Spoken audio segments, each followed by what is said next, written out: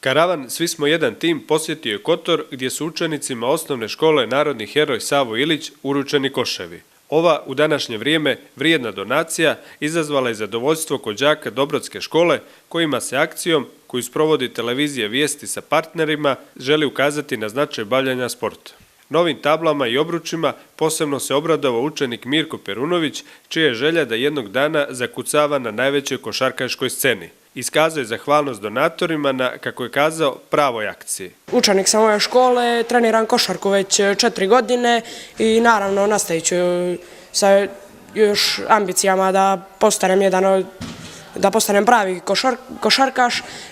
Treniram u klubu Kotor, često se održavaju takmičenja i hvala vama još jednom što ste nam obezbijedili nove koševe. Mislim da je to prava akcija jer su nam i bili potrebni.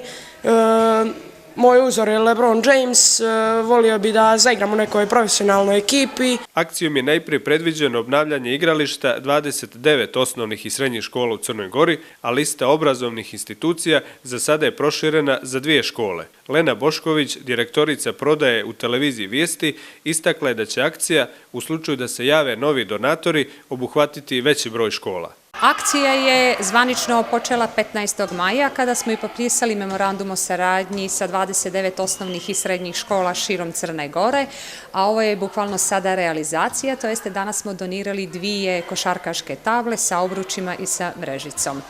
Akcija je izazvala oduševljenje kod djece i omladine.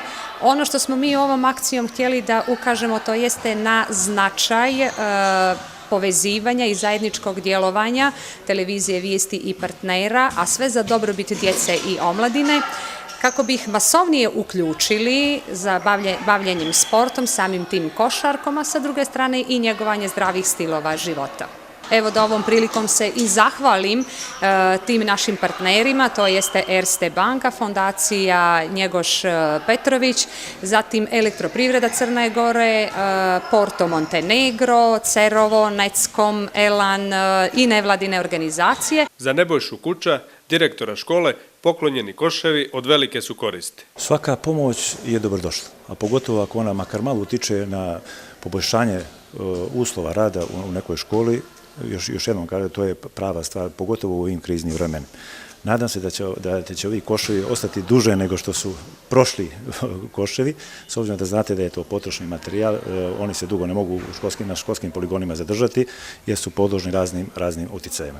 Nadam se da je ovo početak jedne dobre saradnje i ovom prilikom želim da se zahvalim svima koji su učestvovali u realizaciji ove akcije. Odabir škola izvršilo je Ministarstvo prosvjete i sporta.